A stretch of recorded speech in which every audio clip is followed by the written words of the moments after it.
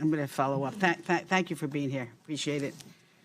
I want to follow up on these voucher questions. So, because I was trying to just calculate in my head, because for me, I think this is a program for wealthy people to get free private school, because my understanding of a tax credit is you actually, if you owe $10,000 in taxes, and under your scenario, and you pay, let's say, $10,000 for a private school, then you owe no taxes.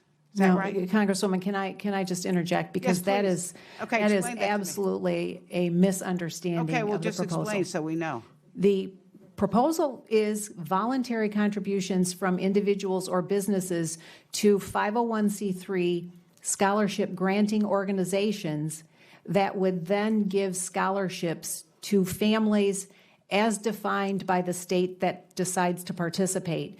And in most states where there are education freedom, school choice programs, they are geared and targeted to primarily low-income families, many times also students with disabilities, and they are programs for students who are most vulnerable and most disadvantaged.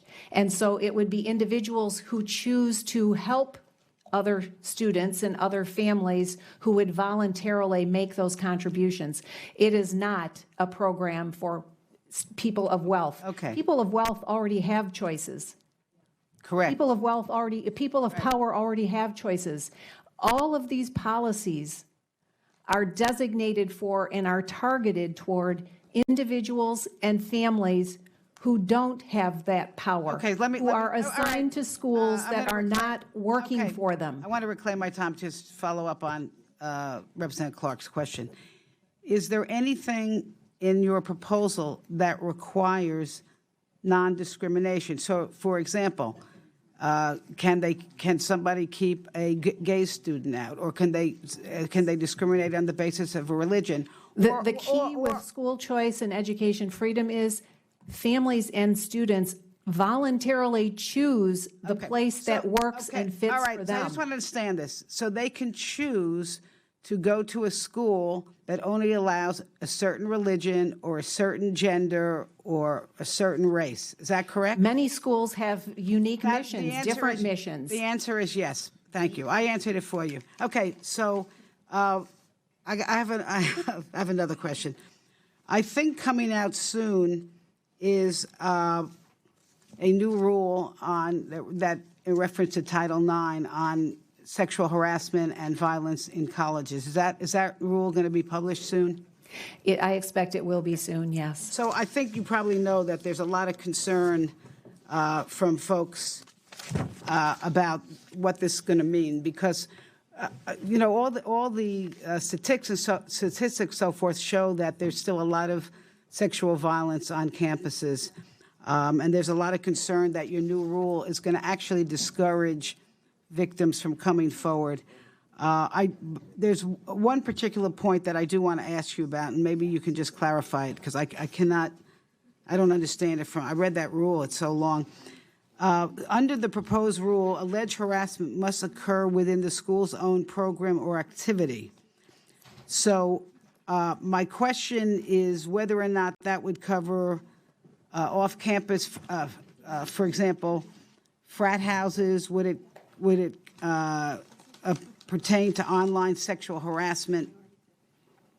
Well, ma'am, because the rule is not yet finalized nor published, I can't comment on it. It would not be appropriate to comment, and it would not be appropriate to, yeah, you're going to ask a first question, and then you're going to ask another. It's not appropriate to comment. The rule is not yet final. So is the rule, as you understand, proposed? As it's proposed, is it going to cover, for example, a sexual assault at a frat house that's off campus, or online harassment and bullying?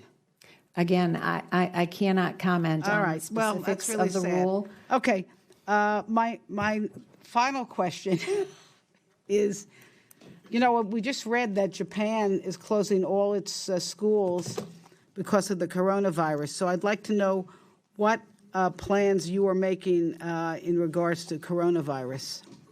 Good question. I've convened a task force within the department and have asked my Deputy Secretary Mick Zace to head that task force to ensure we have our continuance policies and every plan in place for work in and through the department, and we continue to work with the other agencies across government to ensure that we are prepared to respond and react and do as we should. Okay, thank you. I'm happy to hear that you're doing that. I just hope that you will keep us informed. And I yield back. Thank you. I just want to I'm going to follow up on Ms. Clark's question. First of all, I just want to say one of my colleagues compared the tax credit to a tax deduction. I think it's a big difference. I mean, you would agree with that. A tax credit is you take your a certain percentage of what you owe, and you, instead of paying it to the federal government, you're giving it to a private school. No, you get to give it directly, effectively, and efficiently to a private school. Not to a private school, a scholarship granting organization. Okay, to a let's. It's a 501c3. Got it. A nonprofit scholarship granting organization, and a state that chooses to participate exactly. could decide to expand career and technical education. Let me tell you something. The state of Florida, where I'm from, they've been having this program, and very successfully. No, not very successfully. In fact, I just read an article where 3 banks that had been contributing have now pulled out because they found that there are 156 schools in Florida that are discriminating against people who are LGBTQ. So here's what I say. We have a different philosophy. I just want to say this. I think it is a mistake, I believe, for you to come in here to cut $6 billion, to ask for a cut of $6 billion out of public education, and then at the same time ask us or ask this Congress to set up a program so that whether it's a corporation or a person, a total of $5 billion can now go, instead of to the federal government to pay taxes, to some scholarship program that they could put money into a private institution that discriminates against people. So I think that's a mistake. Ma'am, isn't education about kids? No, yes, education is about, I'll tell you something, the great equalizer in life is a good public education. It's a good education, yes. One other thing I want to say, which is this. I am very disappointed that, I must try to say this nicely. Okay. I'm very disappointed that you feigned ignorance today about a dangerous new policy on campus violence. I'm very, very worried about that, and I don't understand why you couldn't. Well, ma'am, I'm not ignorant about it. I told you, we have not released the final rule, and it would not be appropriate for me to comment. Okay, thank you. I yield back.